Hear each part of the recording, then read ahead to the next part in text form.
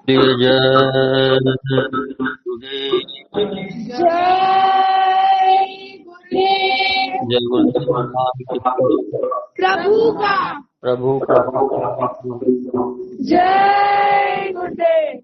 जय गुरुदेव। प्रेमियों, सत्संगियों, संसार में महापुरुष खुद आए। पहले के युगों के अंदर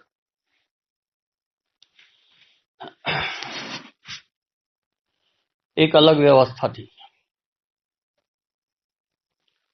इसलिए यह कहा गया, सतयुग में सतयुग की व्यवस्था, त्रेता में त्रेता की, द्वापर में द्वापर की और कलयुग में कलयुग।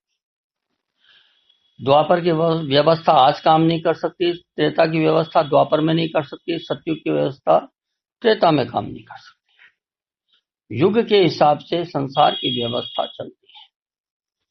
अब हमें उसका ज्ञान नहीं, उसका अनुभव नहीं, अनुभूति नहीं। हम तो जैसा देख रहे हैं संसार, उसके हिसाब से जीते हैं, उसके हिसाब से काम करते हैं। लेकिन जो लोग महात्माओं के, संतों के करीब रहे, जिन्होंने सत्संग को पूरा सुना, उन्होंने ये सारी चीजें अनुभव की। एक युग में दूसरे की व्यवस्था नहीं चलती। हर युग का अपना हिसाब है, अपना धर्म।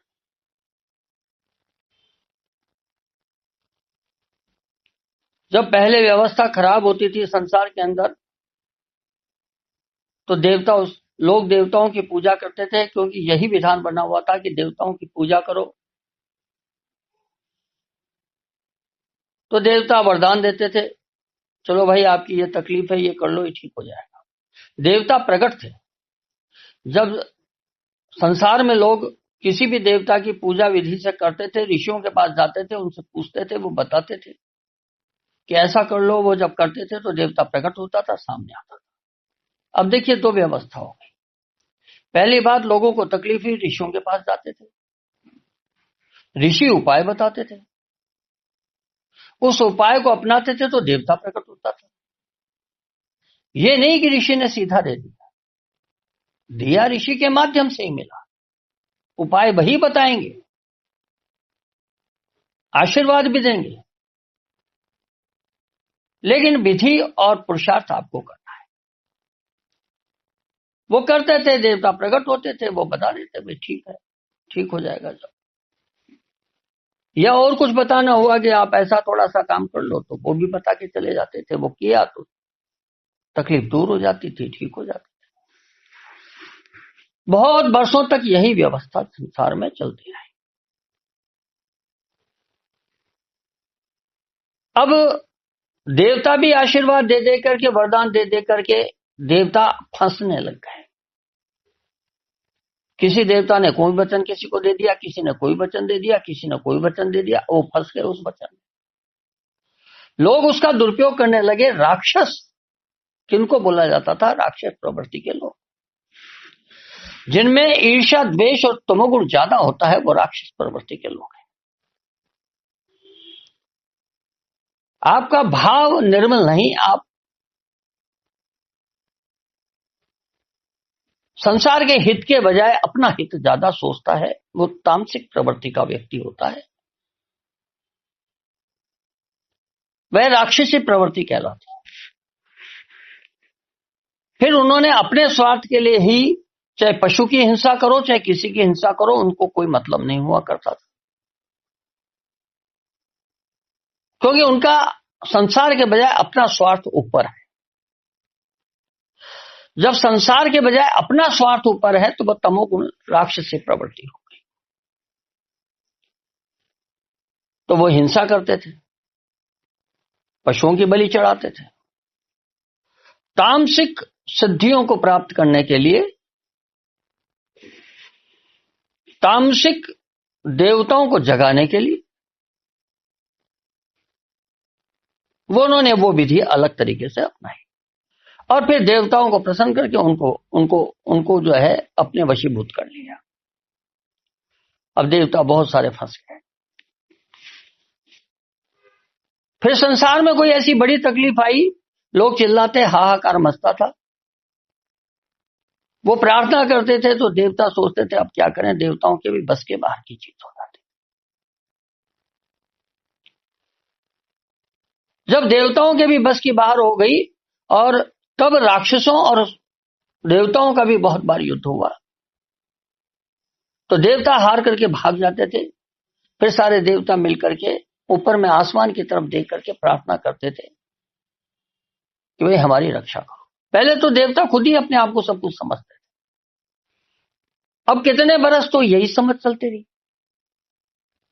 उसके बाद उन्होंने हाथ ऊपर करके किया तो फिर आकाशवाणी होती थी। फिर धीरे धीरे लोगों को परिचय मिला कि नहीं, देवता सारे प्रार्थना करेंगे तो शंकर भगवान के पास।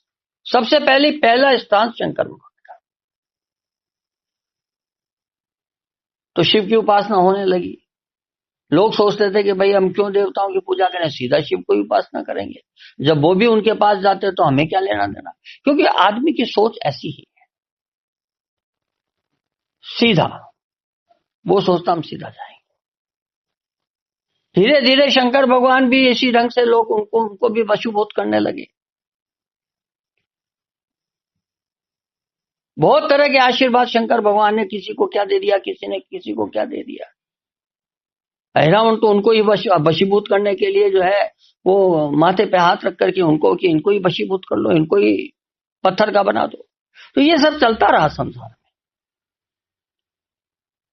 तो शिव भी फंस गए। तब और प्रार्थना की गई तो ब्रह्मा जी के पास गए। देवता और सब मिलके, देवता और शिव मिलकर के उन्होंने स्तुति की तो ब्रह्मा जी ने अपना उपासना कांड बताया कि भैया ये उपासना करो, ये साधना करो।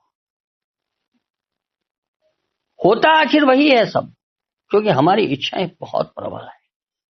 हम अपनी इच्छाएं के खातिर परमार्थ को नहीं देखते। धीरे धीरे ब्रह्मा जी भी फंस गए।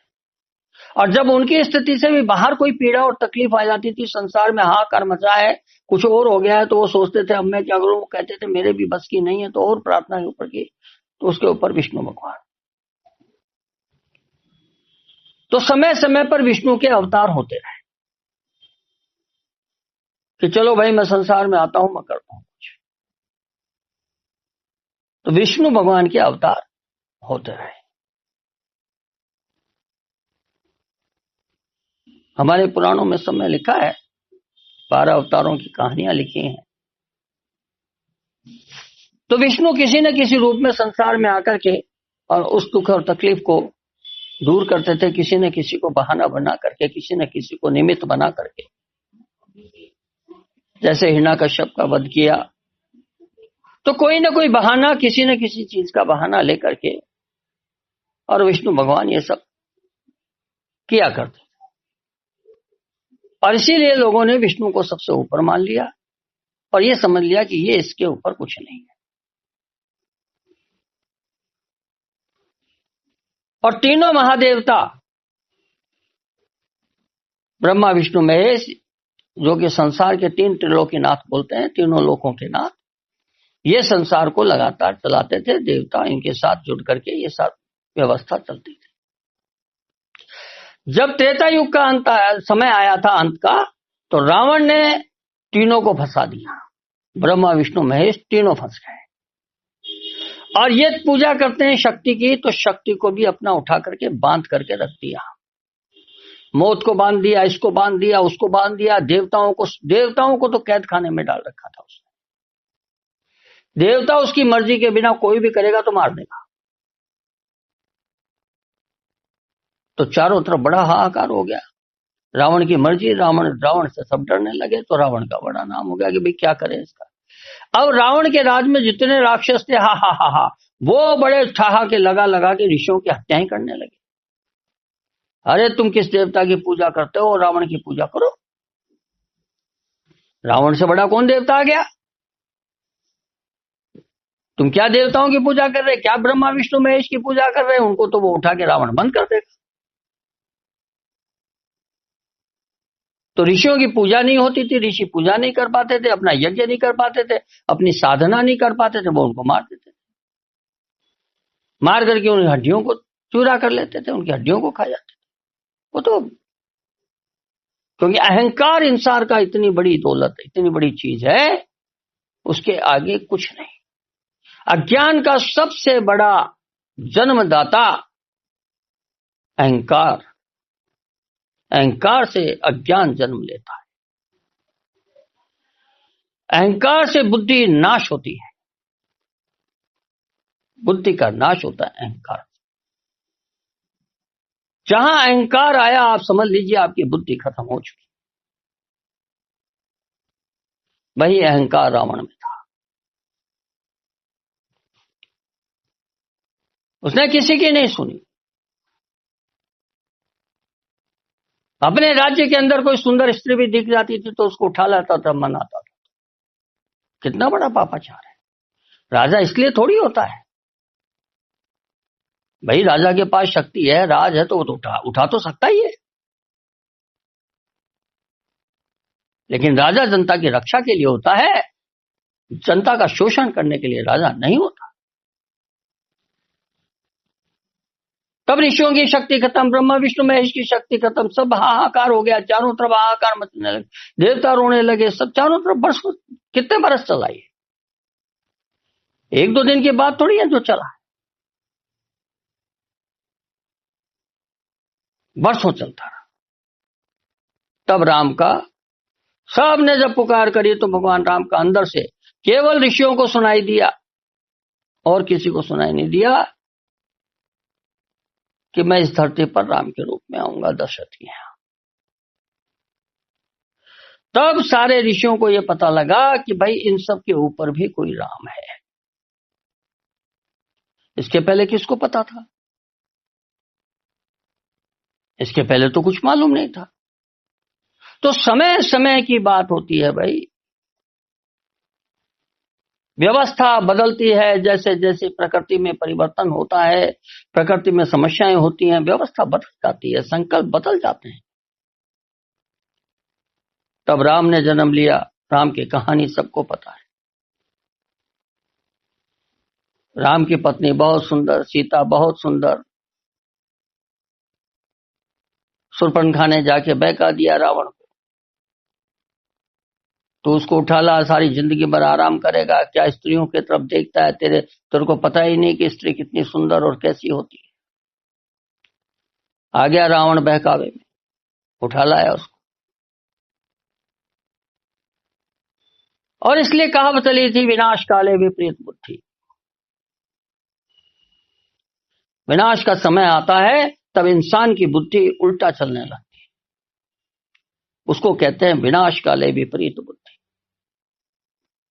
उसको सही सोच दो तो वो उल्टा समझेगा, उसको सही शिक्षा दो तो वो उल्टा समझेगा।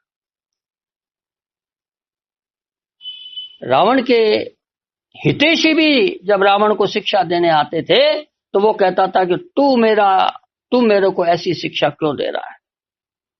नाना पे क्रोधित, सब पे क्रोधित हो गया कि तुम कायर हो, तुम मुझे ऐसी शिक्षा देने के लिए आए हो। तेरा कहीं उस राम से तेरा कोई नाता तो नहीं है, तू क्यों दे रहा है? तू क्यों बता रहा है कि राम के आगे झुक जा? मंदोदरी को खूब कहा कि तुझे बाहर निकाल दूंगा, तू यहां से चली जा, मेरी आंख के सामने मत। तो ये सारा इतिहास है हमारा। राम का जन्म हुआ, रावण का वध हुआ, राक्षस सारे समाप्त हुए, फिर दोबारा साधना प्रारंभ हो गई, ऋषि अपने काम में लग गए, साधना करने लगे। भगवान राम ने 11,000 बरस तक राज किया है। 11,000 बरस, सोचिए आप। फिर त्रेता को विदा किया, द्वापर चले गए तो त्रेता विदा हो गया, द्वापर लग गया। जब वो चले गए उसके बाद धीरे धीरे धीरे फिर क्षीण होने लगती है शक्ति, क्योंकि वो सारी शक्ति उनके साथ, धर्म और वो सब चले गए। राक्षसों को खत्म कर दिया था, ऋषियों को आजाद कर दिया, भाई अपनी साधना करनी है वो करो, अपनी जो भी करना है करो।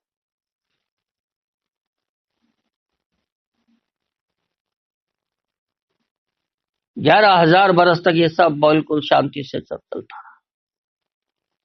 राजा को कैसे राज करना चाहिए, न्यायप्रिय होना चाहिए, सब कुछ दिखाते रहे। क्या होगा, लेकिन द्वापर लग गया। धीरे धीरे धीरे जो 3 पांव पे खड़ा था धर्म त्रेता के अंदर, वह सिर्फ 2 पांव पे रह गया द्वापर में, यानी एक अंश धर्म का कम हो गया। फिर द्वापर ने पांव पसारने चालू कर दिए। धीरे धीरे धीरे बुद्धि फिर क्षीण होने लगी। फिर वही अहंकार आने लगा। अब राक्षसी प्रवृत्ति जो होती कि राक्षस अलग रहते थे, दूर रहते थे, द्वापर में देखिए राक्षसी प्रवृत्ति कुछ नहीं। कंस मामा वो तो घर में घुस गए। अब वो चीज त्रेता में जो थी कि राक्षस अलग देवता अलग, वो चीज खत्म। क्यों? क्योंकि द्वापर में 2 अंश के अंदर धर्म था, यानी 50-50।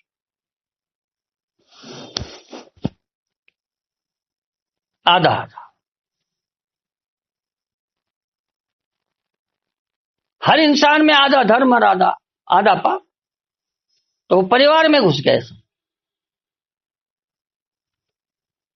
परिवार में सब कुछ हो रहा है। एक ही पिता की संतानों में समस्याएं हो रही। बिल्कुल पापाचार, अनाचार कैसे उत्पत्ति हुई है। अगर शाप दे दिया था भगवान कृष्ण जब गए थे कि महाभारत को जो पढ़ेगा उसमें महाभारत होगी घर में।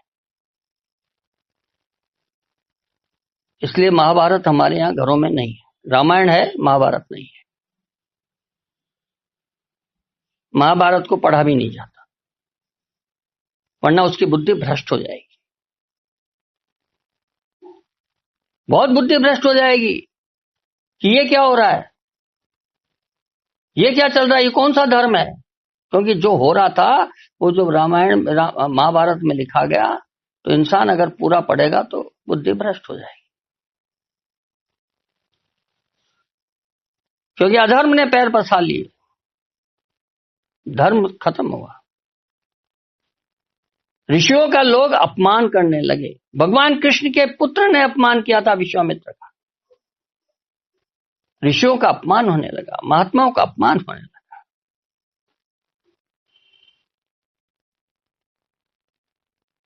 दुर्योधन जैसे अहंकारी पैदा हो गए। कोई राक्षस नहीं था वो राक्षस नहीं था, लेकिन देखिए अहंकार कितना ज्यादा था। वो किसी की सुनेगा ही नहीं।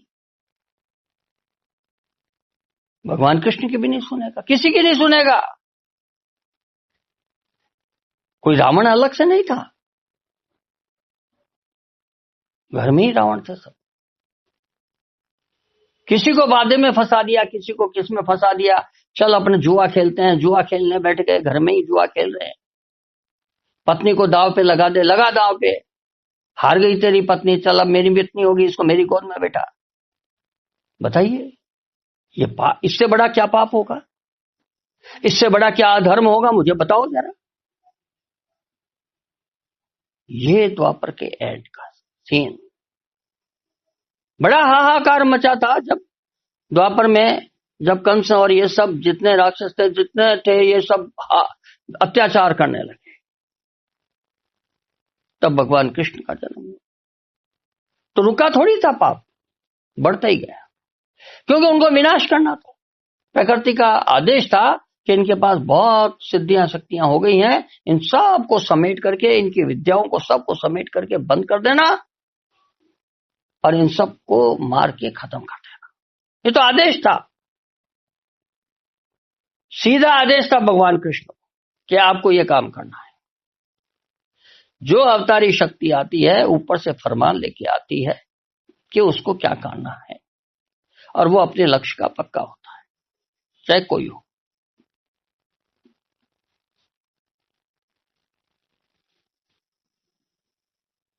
वही सब हुआ। द्वापर का विदा हुआ, कलयुग को राजगद्दी भगवान कृष्ण ने दे दी, आशीर्वाद दे दिया। अब जैसे त्रेता से द्वापर में जितना पापाचार था, तो अब कलयुग कहां पीछे रहने वाला। कलयुग में तो 1 अंश में बच गया, यानी केवल 25% धर्म हमारे अंदर है, सिर्फ 25%। हर घर में जुआ, हर घर में शराब, जहां मौका मिल जाए वहां स्त्री की इज्जत लूट लो।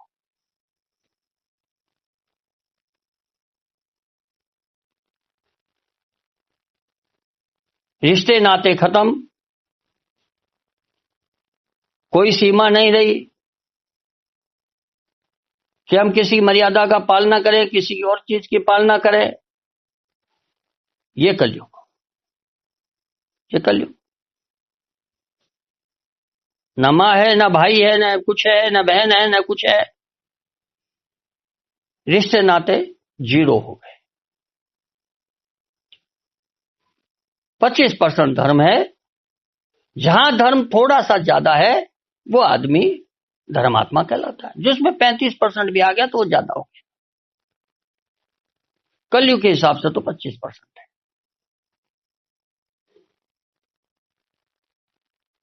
ये कलयुग। तो संत आए ऐसे समय पर, धरती में बड़ी हाहाकार मची थी, चारों तरफ बड़ी भारी। आपको आज के 1000 वर्ष पहले की क्या स्थितियां थी? आप कभी, जब कभी अगर किसी में ये, अगर ध्यान उसका बहुत ज्यादा होने लग जाए अगर इंसान का, और वो पुरानी चीजों के अंदर खोने की ताकत आ जाए उसके अंदर, और आप जब उस परिस्थिति में 1000 वर्ष पहले क्या था, ये उस परिस्थिति में अपने आप को ले जाकर के खो जाओगे, तो आपको संसार क्या चल रहा था ये आभास होगा, पता लगेगा। किसी किसी इंसान में जन्मजात पाया जाता है कि वो जब से जहां जिस परिस्थिति में अंदर घुस जाता है, तो आपको उसका आभास होगा कि क्या परिस्थितियां उस समय पर थी, 2000 वर्ष पहले, 1000 वर्ष पहले। इतिहासकारों ने अपनी तरफ से अपने अनुभव में लिखा है, बहुत कुछ लिखा है।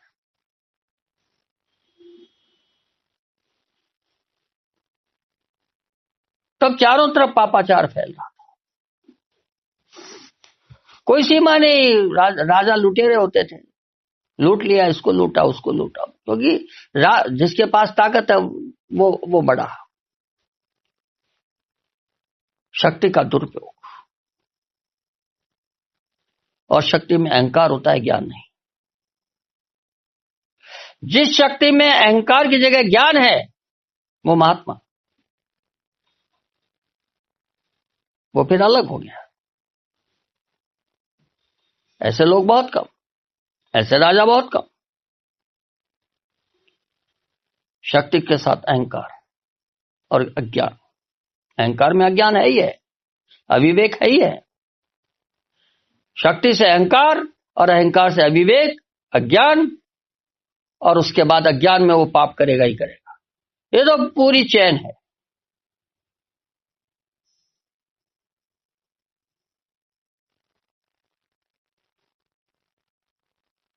तब ऊपर में जीवात्माओं की चीख पुकार होती है, सब तरफ हाहाकार।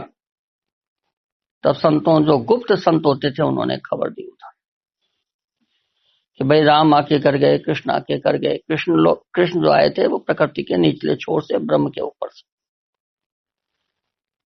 अब कोई भी शक्ति इसके नीचे की काम नहीं कर सकती, क्योंकि इतना पाप फैला हुआ है। अगर वो आ भी जाएगी तो उसकी साधना इमीडिएट आते ही इस गंदगी के अंदर खत्म हो जाएगी। क्या किया जाए? तो मालिक का हुक्म और आदेश हुआ, संतों ने इस धरती के ऊपर जन्म लिया। संतों ने जन्म लिया। अब जब संतों ने जन्म लिया तो कोई संकल्प तो बनता है ना कि भाई ये करना है हमको। का जीवों की छटनी स्टार्ट हुई कि भाई हमको ये काम करना है।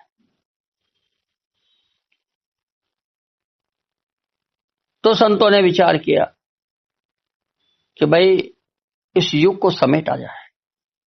इस युग का चारों तरफ जो विस्तार हो रहा है, इसमें से संत मत के जीवों को एक घेरा बना करके एक तरफ किया जाए और बाकी सबको छटनी करके अलग किया जाए।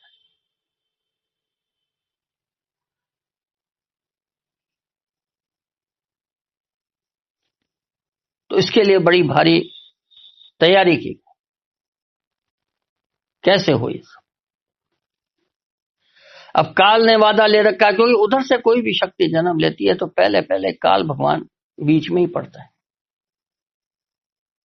उन्होंने कहा आप जा रहे हो मेरे देश के अंदर तो मेरे को भी आशीर्वाद देके जाओगे। हाँ, कबीर साहब ने कहा हाँ भाई आशीर्वाद।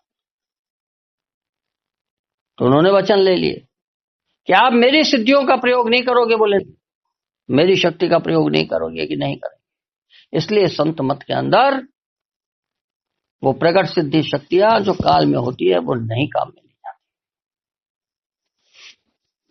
काल हंसना रहा कि अभी ये नहीं करेंगे तो ये क्या काम करेंगे, कैसे करेंगे, उन्हें पता नहीं है कि संत क्या है।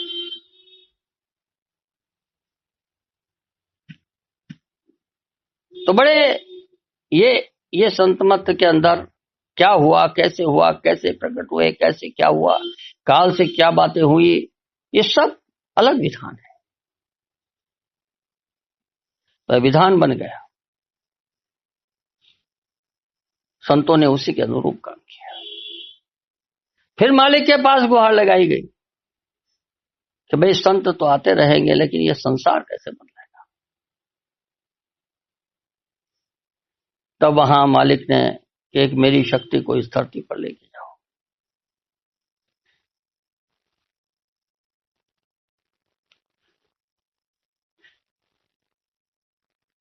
और जितनी भी अवतारी शक्तियां हुई हैं उनको उसके अधीन करो। जब उन अवतारी शक्तियों में जो हुई हैं आज तक, जब वो फंसेंगी तब इनको समझ बैठेगी, तब काल को समझ बैठेगी कि अब क्या करूं मैं। काल भड़बड़ाएगा तब, क्योंकि अक्ल काल को भी देनी है, अक्ल माया को भी देनी है, इनको भी शिक्षा देनी है। संत तो आए ज्ञान देने, शिक्षा देने, करुणा के सागर हैं, तो शिक्षा तो देंगे, समझ तो देनी पड़ेगी। तो उसके लिए फिर व्यवस्था ही बनाई गई, तब अवतारी शक्तियों का इस धरती पर जन्म हुआ। अब सवाल यह है कि पहले की अवतारी शक्तियों ने क्यों काम नहीं किया, अब ये जो आ गई तो वो कैसे काम करेगी। फिर एक विधान बना, क्योंकि जब अवतारी शक्तियां धरती पर आती हैं तो जो पुरानी आई उनमें भी ताकत आ जाती। तो बड़ा एक विधान की ये गलतियां करेंगी बहुत ज्यादा, तो फिर एक विधान बना कि इस विधान और इस तरीके से सबको काम करना है। और जो ये व्यवस्था भ्रष्ट हुई ये उसी के अंदर की खामियों के कारण हुई। अब ये बहुत बड़ा विस्तार है, क्या हुआ, कब हुआ, कैसे हुआ। क्योंकि कैसे कलयुग का विधान बना, कैसे सतयुग का विधान बना, कैसे काल भगवान का विधान बना, कैसे माया का विधान बना, ये विधान बना है। फिर गुरु ने कब कब क्या क्या कहा, मालिक ने क्या क्या कहा, क्या हुआ, अवतारी शक्तियों ने क्या काम किया, क्या नहीं, बड़ा भारी लंबा चौड़ा विधान है। तब जाकर के ये चीजें समझ आती हैं, ऐसे नहीं समझ आ सकती हमारे। हम सोचेंगे हम पूरी सृष्टि का विधान ऐसे समझ जाएं, इसलिए मोटा मोटा सत्संग सुनाया जाता है।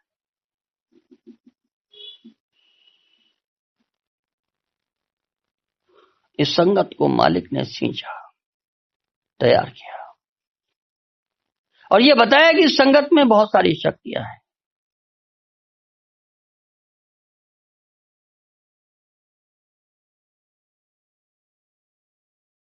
इसके अंदर घूमती है। ये सब मालिक ने बोला था, ये सब बातें मालिक ने बोली। उस संदर्भ का सत्संग बिल्कुल अलग और बहुत सत्संग सुनाया गया।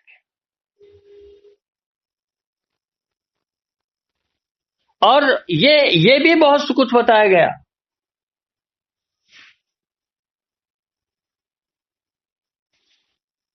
कि उस विधान को मालिक ने कहा मुझे मानना पड़ा, तुम्हें भी मानना पड़ेगा। लेकिन हम में फिर अहंकार है। आज अपने सत्संगों में कितना अहंकार है। हम ये नहीं मानेंगे, हम वो नहीं मानेंगे, हम ये नहीं करेंगे। अरे जूत पड़ेगा जब सब मानोगे, तुम हो क्या चीज। समय क्यों लग गया? क्योंकि व्यवस्था भ्रष्ट हो गई। जिसके हाथ में विधान दिया गया था कि तुम्हें ये काम करना है, उसने वो नहीं किया। किसी के हाथ में विधान दिया जाता है कि तुम्हें ये काम करना, फिर तुम दूसरे को दे देना। जैसे फाइल होती है, तुम साइन करके दूसरे को दो, फिर वो साइन करके तीसरे को देगा। ऐसे एक तरीका बनाया गया, एक व्यवस्था बनाई ताकि सबका नंबर आए, सबको काम करने को मिले, सबको समझ आए, सबको बुद्धि आए, आपको पता लगे कि आप क्या हो, आपको पता लगे कि गुरु ने कितनी मेहनत और क्या क्या किया है। सब चीजें समझ आनी चाहिए हमारे, और वो विधान खराब, और उसी का परिणाम आज की ये व्यवस्था है। मालिक ने कहा इस संगत के लिए कि बच्चे, संतों की दया लोगे, महात्माओं की दया लोगे तो क्या होगा? मेहनत कम, बरकत ज्यादा। थोड़ी सी मेहनत करोगे, बहुत दया मिलेगी और काम हो जाएगा। जय गुरुदेव। ये है मेहनत कम, बरकत ज्यादा। दूर हट जाओगे, वंचित हो जाओगे, तो मेहनत ज्यादा, बरकत हट जाएगी।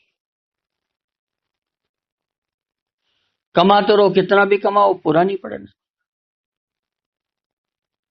मेहनत बहुत ज्यादा, फल नहीं मिल रहा, तो मेहनत ज्यादा, बरकत कम। आज ये स्थिति हमारी संगत के अंदर हो गई। ये व्यवस्था भ्रष्ट, व्यवस्था खराब। अब देखिए, जो अंदर की व्यवस्था है, वो कौन कौन सी व्यवस्था खराब हुई है, ये समझ आपको नहीं आ सकती, लेकिन बड़ी भारी व्यवस्था खराब। अंदर की जो व्यवस्था है उसको ठीक करना चाहते हैं, वो सही हो जाए। आप लोग भी निमित्त हो उसके। आपको क्यों सुनाया जा रहा भाई सत्य? आपको क्यों ये चीज समझाई जा रही? आप तो कहोगे कि भाई मेरे को क्या लेना देना इन सारे सत्संग, मुझे क्या जरूरत है, मुझे तो आप मेरा काम बताइए, बस मुझे क्या करना।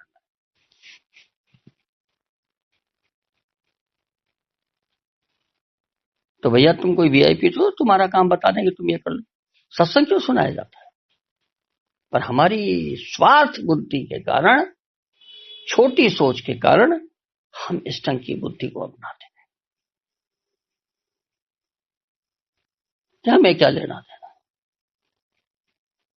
आपको सत्संग सुनाया जाता, आपको समझाया जाता। जब समझ आएगी तब आपको अपना काम चयन में आएगा कि अच्छा मुझे ये काम करना है। अब आप पहले ही चाहते हो ना, ना मेरे को काम बता दो, मैं ये कर लूं। क्या कर लोगे भाई? जिस चीज की समझ ही नहीं है, करोगे कैसे?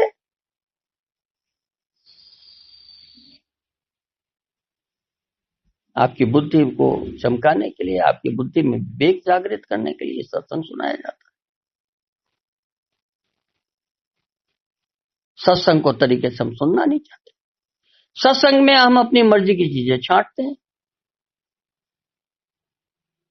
जब कुदरत हिसाब करती है तब छोड़ती नहीं। उसने थोड़ी कहा था आप ये समझो, आपने अपनी मर्जी से समझ लिया, अपनी मर्जी से विवेचना कर लिया, अपनी मर्जी से सब हिसाब कर लिया। प्रकृति नहीं छोड़ेगी।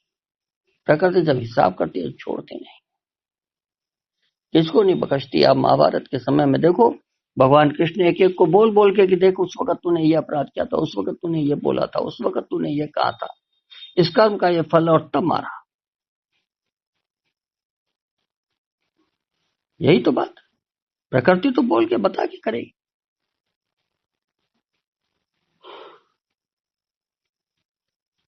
संत मत इन सब चीजों से अलग है। तो संतों के जीव बनो ना, काल माया के जीव क्यों बन रहे? संतों की दौलत को लो, संतों के जीव बनो, काल माया के दुर्गुणों को हटाओ अपने अंदर से। वो क्यों आते हैं हमारे अंदर? क्यों उसकी सफाई नहीं होती?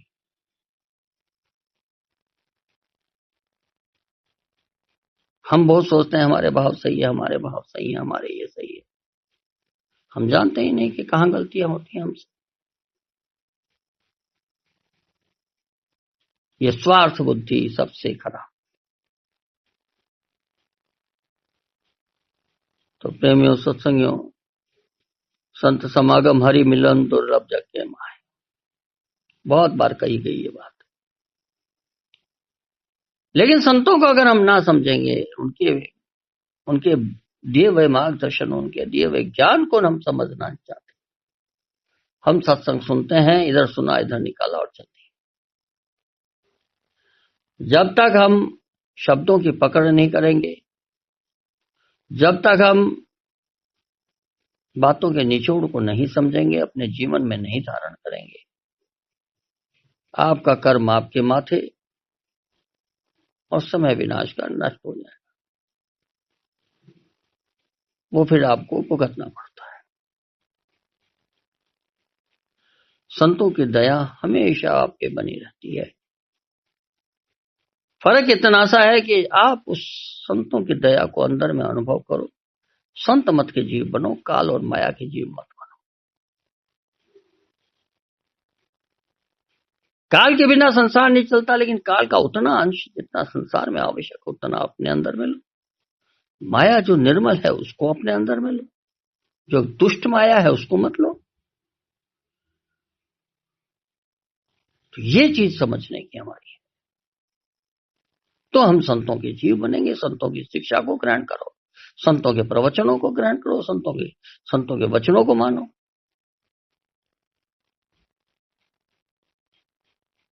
तो हमें दया भी मिलेगी, हमें बरकत भी मिलेगी, हमें बुद्धि भी मिलेगी, हमें विचार भी मिलेगा, हमारी जीवात्मा का कल्याण भी होगा, हमारा संसार भी ठीक होगा। पर करेंगे तब। अकड़ के रहो तो अकड़ते रहो, किसका क्या लोगे भाई, क्या दोगे। मैं तो आज आपको बिल्कुल कई बार स्पष्ट कह चुका हूं, ना अंधा हूं ना बहरा हूं, सारी चीजें दिखाई देती।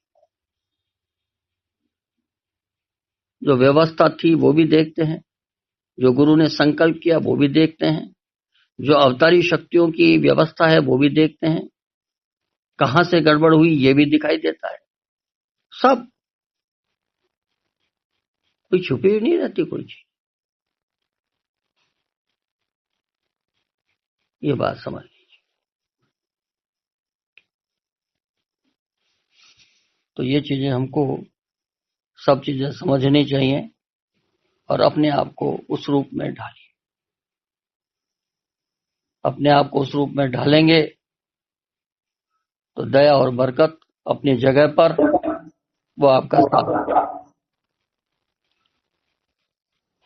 उस दया को अनुभव करो और उसको मालिक की दया को अनुभव करो और उसको संतों की जो बरकत है उसको साथ लो।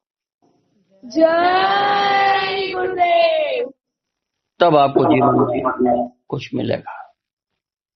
जय गुरुदेव। हम समझना चाहते हैं, हम कुछ नहीं समझना चाहते, अपने धुन अपनी अकड़ कुछ नहीं समझना चाहते।